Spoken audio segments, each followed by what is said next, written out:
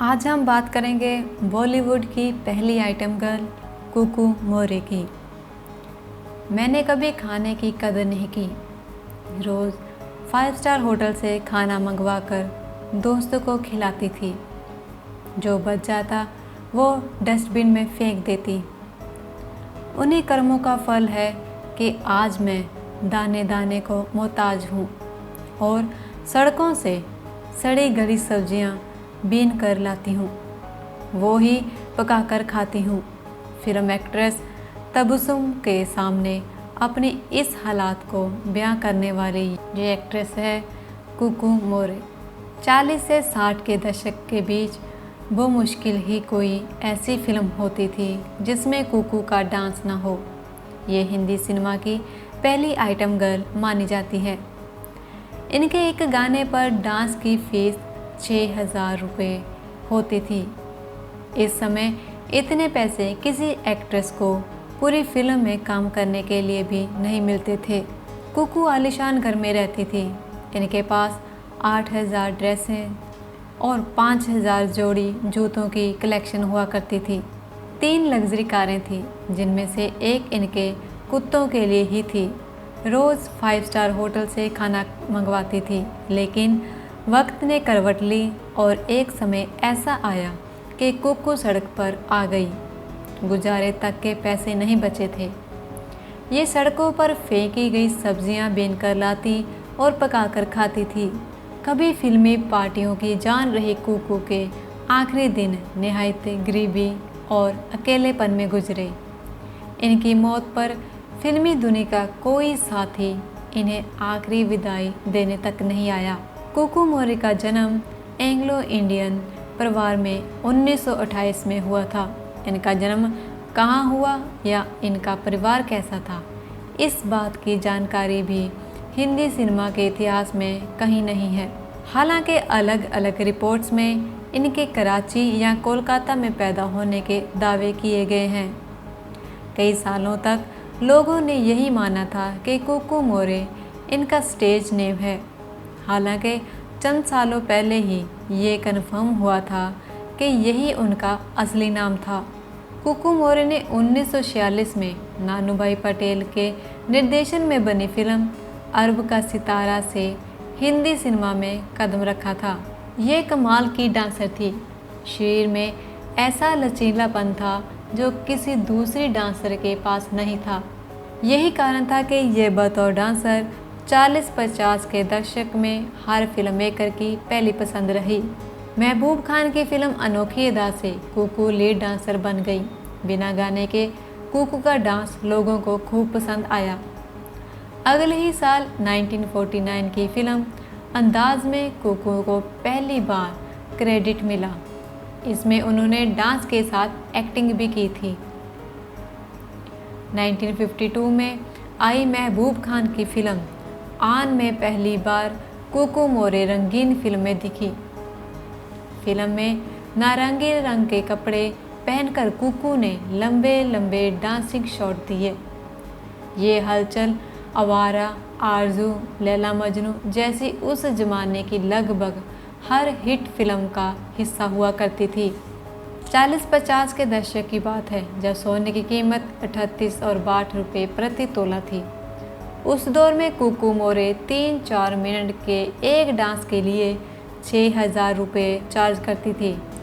उस जमाने की स्टार कही जाने वाली रूबी मेयर्स भी पूरी फिल्म के लिए करीब 5,000 रुपये चार्ज किया करती थी, लेकिन कुकू सिर्फ चंद मिनटों के लिए 6,000 लेती थी। सोने की कीमत से ही हिसाब लगाया जाए तो आज उन 6,000 की वैल्यू 5 करोड़ के बराबर है। कुकू अपने ज़माने की सबसे रईस हस्तियों में शुमार थी। इनकी रईसी का अंदाज़ा इस बात से लगाया जा सकता है कि जब हीरो साइकिल से सेट पर पहुंचा करते थे, तब इनके पास 3 लग्जरी गाड़ियां थीं। एक गाड़ी इन्होंने अपने कुत्तों के लिए रखी थी, जिसमें उन्हें साथ सेट पर और घुमाने ले जाया करती थी। दूसरी गाड़ी इन्होंने अपने लिए खरीद रखी थी और तीसरी दूसरों कामों में इस्तेमाल की जाती थी। कुकू मोरे अपनी ज़्यादातर कमाई लग्जरी लाइफ मेंटेन करने में खर्च किया करती थी। एक समय ऐसे भी आया जब इनके घर में 8,000 डिज़ाइनर ड्रेसेस थी, जितनी आज भी किसी शोरूम में आसानी से नहीं आ सकती। वहीं इनके पास 5,000 फुटवियर्स थे। ना कोई ड्रेस रिपीट करती थी, ना ही फुटवियर। गहने भी एक से बढ़कर एक, जिनकी गिनती तक नहीं थी। हीरोइन भी फैशन के मामले में इनसे पीछे रहती थी। कुकू मोरे का मुंबई में लग्जरी बंगला था, जिसमें हर ज़रूरी सामान और कई नौकर चाकर होते थे। इन्हें जो भी घर पसंद आता था ये खरीद लेती थी। इनकी रेसी की चर्चा फिल्म इंडस्ट्री के अलावा पूरे देश में थी। कुकू मेहमानों पर और अपनी लाइफस्टाइल पर पानी की तरह पैसे बहाती थी। कहा जाता है कि इनके घर में ज़्यादातर 5 स्टार होटलों से ही खाना आता था। जब रंगून से करीब 867 किलोमीटर पैदल चलकर हेलन अपनी माँ के साथ भारत आई थी, तो ना उनके पास रहने की जगह थी और ना कोई सामान था। पहले परिवार कोलकाता पहुंचा, फिर घर चलाने के लिए बॉम्बे। यहाँ फैमिली फ्रेंड कुकू ने हेलन की मदद की और उन्हें फिल्मों में काम दिलवाया। कुकू ने खुद हेलन को ट्रेनिंग दी थी और 1951 की फिल्म शाबिस्तान और आवारा में कोर्स डांसर का पहला काम दिलवाया था। इनकी एक कार हेलन को सेट तक ले जाने और वापस घर लाने में इस्तेमाल होती थी। कुकू अक्सर ज़रूरतमंद लोगों को फिल्मों में काम दिलवाया करती थी। यंग और ब्यूटीफुल हेलन की बढ़ती पॉपुलैरिटी के साथ कुकू मोरे का चार्म दर्शकों में कम होने लगा। इसी बीच वैजयंती माला भी अपने अलग डांस स्टाइल से हिंदी सिनेमा में मजबूत पकड़ बना रही थी। कुकू और हेलन विमल रॉय की फिल्म यहूदी और हीरा मोती के साथ डांस करते हुए भी नजर आई, लेकिन इनमें हेलन को ज़्यादा अहमियत दी गई थी। कुकू मोरे की लग्जरी घरों, गाड़ियों, कीमती गहनों की चर्चा एक समय इतनी बढ़ने लगी कि बात इनकम टैक्स डिपार्टमेंट के कानों तक पहुंच गई। एक दिन इनके घर पर रेड पड़ी तो अकेली कुकू अपने खर्चों और सामान की पुख्ता जानकारी नहीं दे सकी। डिपार्टमेंट ने इनकम टैक्स नियमों का उल्लंघन करने पर इनकी सारी प्रॉपर्टी और कीमती सामान जब्त कर लिया।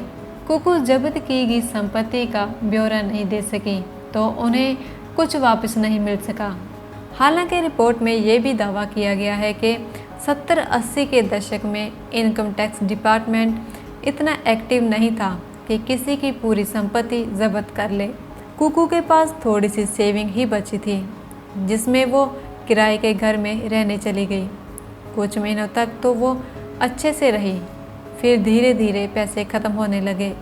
हेलन और वैजयंती माला जैसी कई हीरोइन 70 के दशक में बतौर डांसर अपनी धाक जमा चुकी थी। ऐसे में कुकू को काम भी नहीं मिल रहा था। गरीबी में फिल्म इंडस्ट्री से जुड़े किसी भी व्यक्ति ने उनकी मदद नहीं की। कुकू अपने महंगे शौक पूरे करते हुए कर्ज में दबी थी, जिसे चुकाते हुए उनका आखिरी घर भी चला गया। कई रिपोर्ट्स में इनकम टैक्स की रेड का जिक्र नहीं मिला। उनमें कुकू के आर्थिक संकट का कारण उनकी फिजूल खर्ची और उनका खराब फाइनेंस मैनेजमेंट बताया गया। कुकू ने शौक में घर खरीदे, लेकिन उनके डॉक्यूमेंटेशन पर ध्यान नहीं दिया, कहीं पैसे नहीं लगाए और दोस्तों और रिश्तेदारों पर भी खूब खर्च किया। एक जगह ये भी दावा किया गया है कि कुकू को कुछ लोगों ने जानबूझकर फंसाया था। कहा जाता है कि कुकू एक फिल्म डायरेक्टर के साथ रिलेशनशिप में थी, लेकिन जब वो बर्बाद हुई तो उसने भी साथ छोड़ दिया। कई जगह ये भी लिखा गया है कि कुकू ने कभी शादी नहीं की, लेकिन कहीं ये भी कहते हैं कि कुकू ने शादी की थी और उनका एक बच्चा भी था, लेकिन उनके नवजात बेटे की मृत्यु हो गई थी और कुछ सालों बाद पति भी गुजर गए थे। एक बार उन्होंने ये भी बताया था कि वह अपनी गरीबी का जिम्मेदार खुद को मानती है। उसने कहा था कि जब मेरे पास बेतहाशा पैसे थे तब मैंने उसकी कदर नहीं की। मैंने पैसे पानी की तरह बहाए। मैंने पैसों से प्यार किया, लेकिन मेरी ज़िंदगी में दिक्कतें तब शुरू हुई जब मैंने खाने की कदर नहीं की। मैं बड़े बड़े 5 स्टार होटलों से खाना मंगवाती थी, दोस्तों को खिलाती थी, खुद भी खाती थी। जो बच जाता था उसे मैं फेंक देती थी। ऊपर वाले को मेरी बेतरतीबी पसंद नहीं आई और आज मैं एक एक दाने को मोहताज हो गई हूँ। कभी शान से नौकरों से गिरी रहने वाली कुकू खुद अपने घर के सारे काम किया करती थी। अपनी नम आँखों से कुकू ने यह भी बताया कि गरीबी में खाने की तलाश में सड़कों पर निकला करती थी। रुपए नहीं होते थे तो कोई सामान नहीं देता था। एक समय ऐसा आया जब वो सब्जी की दुकानों के बाहर खड़ी इंतज़ार करती थी। जैसे ही सब्जी वाला सब्जी धोकर सड़ी हुई सब्जियां फेंकता था तो कुकू उन्हें उठाकर घर ले आती थी। उन्हीं सड़ी सब्जियों को पकाती और खाती थी। एक समय जब घर का किराया देने के पैसे भी नहीं बचे तो वो सड़कों पर गुजारा करने लगी। सड़कों पर ही सोती और भीख में जो कुछ भी मिलता उससे गुजारा करती। जब कुछ नहीं होता तो वो सड़कों से खाना उठाकर खाती थी। 1963 के बाद कुकू मोरे गरीबी और शर्मिंदगी में लोगों से दूर होती गई। चंद महीने में ही लोगों को उनकी खबर मिलनी बंद हो गई। 1980 में उन्हें कैंसर हो गया, लेकिन गरीबी ऐसी कि दवाइयों के पैसे तक नहीं होते थे। सही इलाज ना मिलने से कुकू की हालात बिगड़ती गई। 1981 में कुकू को टाटा मेमोरियल हॉस्पिटल में भर्ती कराया गया, जहां इलाज के दौरान उन्होंने 30 सितंबर को दम तोड़ दिया। फिल्मों से दूर होने के बाद कुकू के साथ क्या हुआ ये इलाज के दौरान ही पता चल सका। कुछ लोगों ने मिलकर इनका अंतिम संस्कार करवाया, लेकिन अखबारों में खबर दिए जाने के बावजूद फिल्म इंडस्ट्री से कोई नहीं पहुंचा। एक ज़माने में जिस कुकू मोरे की एक नज़र को लोग मरा करते थे, वो भूखमरी, अकेलेपन और गरीबी में दुनिया छोड़ गई।